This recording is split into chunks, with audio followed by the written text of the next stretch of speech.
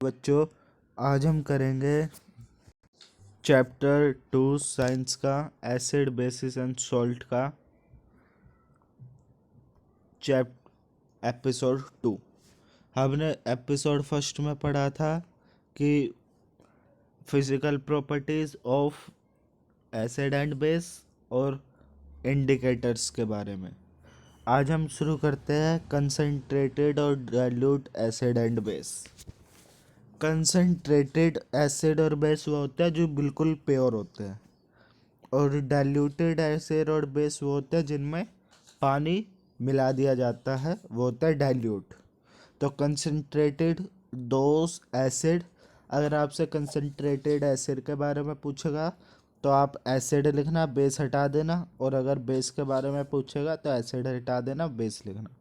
Those acid or base which have low concentration of water are known as concentrated acid or base। जिन पर बिल्कुल low concentration of water होता है और जिन पर high concentrator of water होता है या फिर वाटर ऐड किया जाता है, those acid or base which have higher concentration of water are known as diluted acid and base। Dilution is an exothermic reaction। अब मैं आपको एक चीज बताता हूँ। अगर हमारे पास ये एसिड है और ये वाटर है, तो हम एसिड को वाटर में डालेंगे, ना कि वाटर को एसिड में डालेंगे। अगर हम एसिड में वाटर डालेंगे तो एसिड जो है हमें हार्म पहुंचा सकता है, वो हमारे ऊपर गिर सकता है।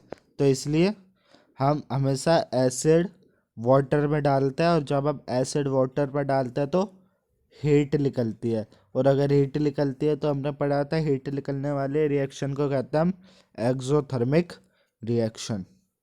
ठीक है, यहाँ पे आपका कंसंट्रेटेड और डाइल्यूटेड एसिड एंड बेस हो गया।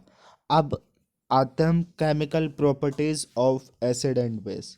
Chemical properties of acid and base क्या होती है वो पढ़ते हैं।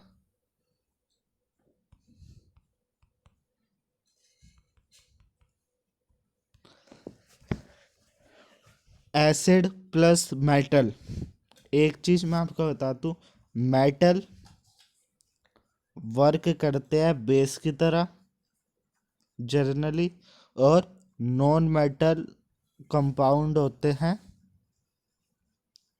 एसिड। ये आप याद रखना, मेटल होते हैं बेस और नॉन मेटल होते हैं एसिड। उसके बाद हमने एक चीज और पढ़ी थी, वो थी न्यूट्रलाइजेशन रिएक्शन। एक बार मैं आपको रिवाइज करवा देता हूँ। न्यूट्रलाइजेशन रिएक्शन होती है acid plus base gives salt plus water. ठीक है, अब सबसे पहली एसिड की हम देखेंगे केमिकल प्रॉपर्टी, फिर देखेंगे बेस की। एसिड की कहती है acid plus metal give salt plus hydrogen. Metal अभी हमने पढ़ा, मेटल करता है बेस की तरह काम। तो acid plus base give salt plus hydrogen. तो बहुत बच्चे कहेंगे सर अभी तो आपने यहाँ पे बताया है H2O देगा सॉल्ट प्लस हाइड्रो वाटर, तो वो हाइड्रोजन इसलिए नहीं देखा क्योंकि मेटल पे ऑक्सीजन थोड़ा कम होता है, तो इसलिए acid plus metal gives salt plus hydrogen. अगर हम मेटल के अंदर ऑक्साइड मिला देंगे तो वो वाटर देगा। इसका एग्जांपल हम देखेंगे तो HCl प्लस Zn, इसका एग्जांपल है HCl प्लस Zn गिव्स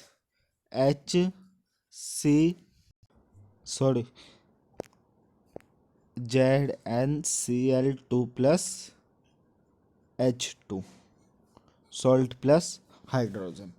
ये देगा HCl प्लस Zn, जिंक को जब हम मिलाएंगे रिएक्ट करवाएंगे तो वो देगा ZnCl2 प्लस H2। इसके बाद अगर हम एसिड प्लस मेटल ऑक्साइड मिलाएंगे तो वो सॉल्ट प्लस वाटर देगा। यहाँ पे आपका ये आ गया है जो मैंने अभी आपको बता रहा था कि अगर हम मेटल में ऑक्साइड मिला देंगे तो वो हमें सोल्ट प्लस वाटर देना शुरू कर देगा। इसका एग्जांपल हम देखते हैं, HCl plus CaO। HCl plus CaO gives CaCl2 plus H2O। ठीक है,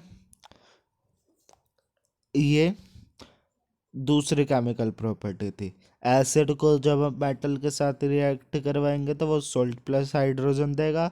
जब हम एसिड को मेटल ऑक्साइड के साथ रिएक्ट करवाएंगे तो वहाँ पे सोल्ट प्लस वाटर देगा। एग्जाम्पल दोनों के ये रहे। इसके बाद अगली अगली प्रॉपर्टी पे चलते हैं। ये लास्ट केमिकल प्रॉपर्टी है एसिड की। उसके बाद हम देखेंगे बेस की। ये कह रहा है एसिड प्लस मेटल कार्बोनेट या फिर मेटल बाय कार्बोनेट। अगर हम मेटल कार्बोनेट लेंगे या फिर मेटल बाय कार्बोनेट लेंगे और उसे हम एसिड के साथ रिएक्ट करवाएंगे तो वो देगा salt plus water plus CO2। CO2 यहाँ इसलिए आ गया क्योंकि हमने कार्बोनेट मिला दिया। कार्बोनेट मतलब कार्बन मिला दिया। ठीक है, अब आते हैं हम केमिकल प्रॉपर्टीज ऑफ बेस की। बेस की केमिकल प्रॉपर्टी पढ़ते हैं। बेस की केमिकल प्रॉपर्टी है base plus non metal. Non metal मैंने अभी आपको बताया था काम करता है एसिड की तरह, लेकिन यहाँ पे ऑक्सीडाइड ऑक्साइड नहीं है उसकी, तो इसलिए ये देगा सॉल्ट प्लस हाइड्रोजन, सेम इसकी तरह। बस वहाँ पे यहाँ पे मेटल है तो वहाँ नॉन मेटल हो जाएगा। तो base plus non metal give salt plus hydrogen. इसका एग्जांपल है NaOH प्लस Zn। इसका एग्जांपल है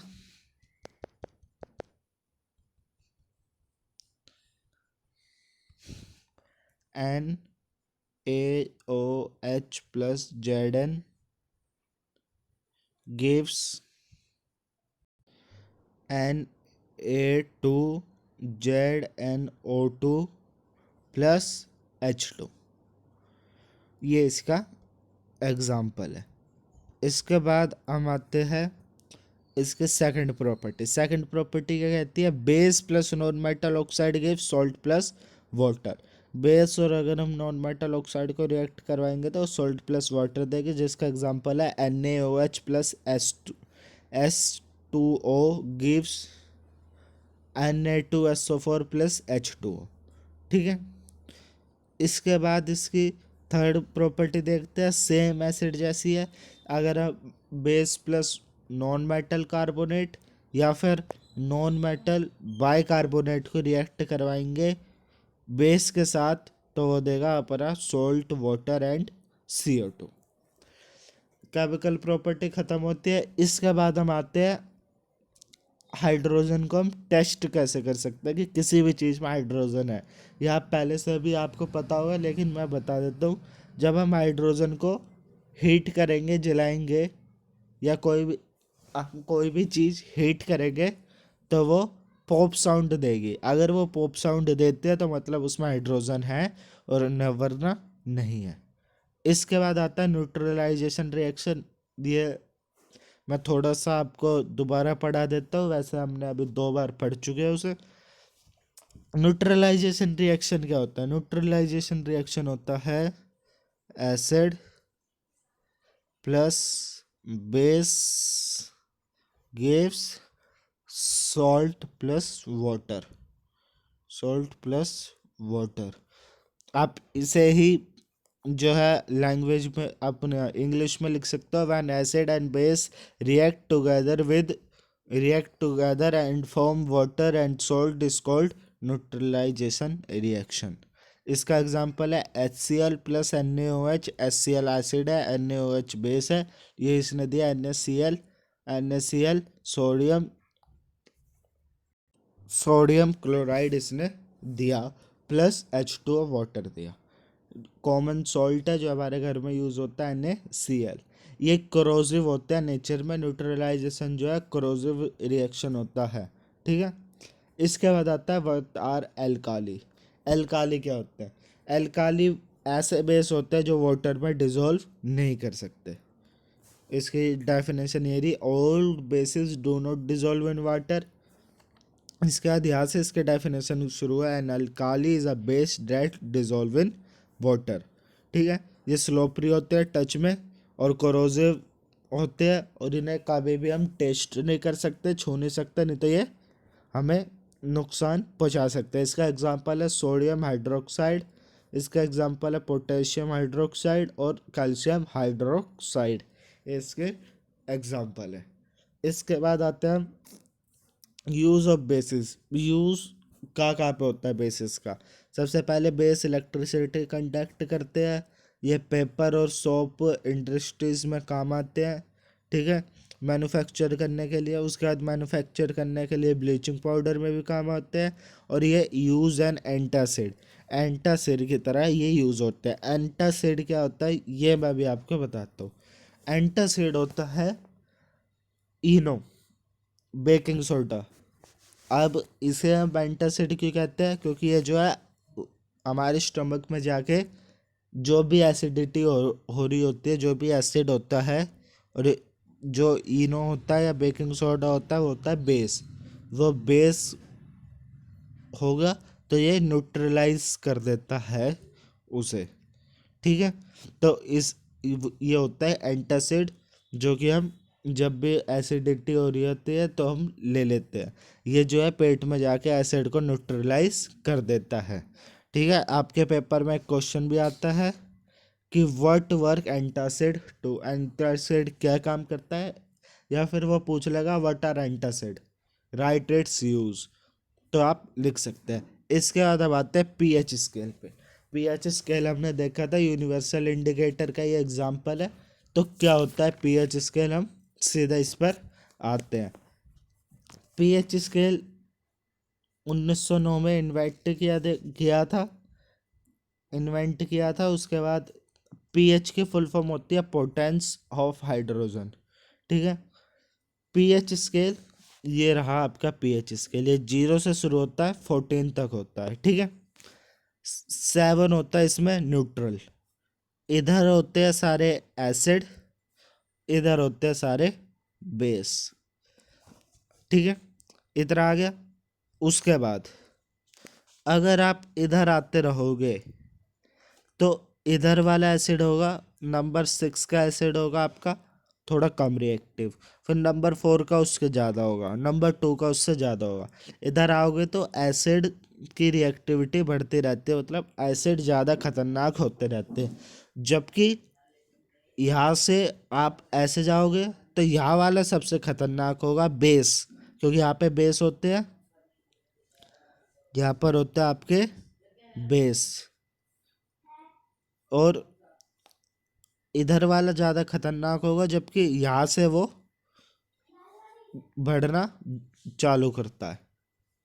ठीक है, यह है आपका पीएच स्केल। इसके बाद acid have pH less than 7, ये मैंने बता दिया आपको कि एसिड 7 से इधर इधर होता है, और ये सारे होते हैं आपके बेस।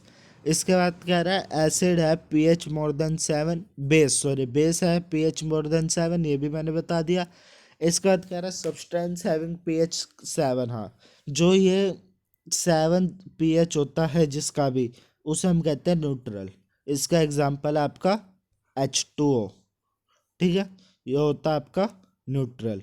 इसके बाद कह रहा all acid and base have pH value. ये सिंपल सी बात है कि सब पे जो है अपनी पीएच वैल्यू होती है।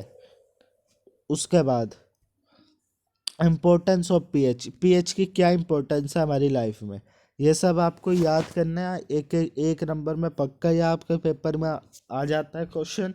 और इस चैप्टर का जो है पीएच से ही ज़्यादा क्वेश्चन आते हैं, या फिर आपका आएगा वो लास्ट में जो हम सॉल्ट पढ़ेंगे इससे अगले वाली वीडियो में, उसमें जो सॉल्ट पढ़ेंगे उनके यूजेस और फॉर्मेशन लिखना आएगा। नहीं तो पीएच का ही क्वेश्चन इस चैप्टर से ज़्यादा आता है। तो पीएच जो है हमारे माउथ का वो 5.5 से कम नहीं होना चाहिए, मतलब 5.5 यहाँ तक तो चल जाएगा। अगर इससे कम हुआ तो मतलब हमारे टूथ डीके हो जाए शुरू हो जाएंगे, मतलब दांत सड़ने लगेंगे। इसके बाद हमारे माउथ में एक बैक्टीरिया होता है जो कि हमारे माउथ में जो शुगर होती है उसे तोड़कर एसिड प्रोड्यूस करता है। और अगर वो एसिड की पीएच 5.5 से ज़्यादा हुई तो हमारे माउथ को टूथ डिके कर देगा। इसके बाद ग्रोथ ऑफ प्लांट जब होता है जब आपकी सॉइल जो हो वो न्यूट्रल हो। ठीक है। इसके बाद कह रहा है अपना जो बॉडी वर्क करता है वो भी 7 से 7.8 के बीच में ही काम करता है। और ब्लड जो होता है वो हमारा बेसिक नेचर का होता है, बेस होता है। ठीक है। इसके बाद लिविंग ऑर्गेनिज्म जो है हम जो है वो एक कुछ छोटी सी रेंज ही पीएच की में रह सकते हैं। ठीक है। और उसके बाद जो रेन वाटर का पीएच होता है 5.6 से कम। मतलब 5.6 लगभग इतना ही लगा लो जितना ये एरो, इससे कम जो है अगर आपका पीएच है तो वो एसिड रेन कहलाएगी। इसके बाद आता है आपका relation of strong and weak base. Relation of strong and weak base क्या होता है वो मैं भी आपको बताता हूँ। सबसे पहले ये तो एक बिल्कुल सिंपल ही चीज़ है, इसका रिलेशन ये strong plus strong acid plus strong base. आपको पता है क्या देंगे, न्यूट्रल हो जाएगा, क्या देंगे, सॉल्ट प्लस वाटर। ठीक है। इसका बाद एक रिलेशन है इसका strong acid plus weak base. क्या देंगे आपको, आपको देंगे एसिड सॉल्ट देंगे, एसिडिक सॉल्ट देंगे, क्योंकि एसिड और बेस है तो मतलब न्यूट्रलाइजेशन होगा। लेकिन जो आपको सॉल्ट मिलेगा वो कैसा होगा, एसिडिक होगा। प्लस H2O देंगे, क्योंकि H2O तो न्यूट्रल होता है हमारा। इसके बाद weak acid plus strong base. Weak acid और स्ट्रॉन्ग बेस आपको क्या देंगे, बेसिक सॉल्ट देंगे, क्योंकि यहाँ पे ज़्यादा पावरफुल कौन है, बेस, तो बेसिक सॉल्ट देंगे आपको प्लस वाटर देंगे। ठीक है। ये रिलेशन है स्ट्रॉन्ग एंड वीक बेस या फिर हम कह सकते हैं एसिड का। तो इसके साथ ही आज का ये लेक्चर यहीं पे ख़त्म है। इसके बाद हम जो करेंगे वो होगा सॉल्ट। सॉल्ट के बारे में हम पढ़ेंगे। पहले कुछ हम पढ़ेंगे जो हम पहले से पढ़ के आए हैं उसके बारे में थोड़ा सा हम जानेंगे। उसके बाद हम सॉल्ट पढ़ेंगे, फिर वाटर ऑफ क्रिस्टलाइजेशन पढ़ेंगे और फिर हमारा चैप्टर ओवर हो जाएगा ये। तो आशा करता हूँ आपको वीडियो हमारी अच्छी लगी होगी। हमारे चैनल को लाइक करें, शेयर करें, सब्सक्राइब करें। गुड बाय, जय हिंद, जय भारत।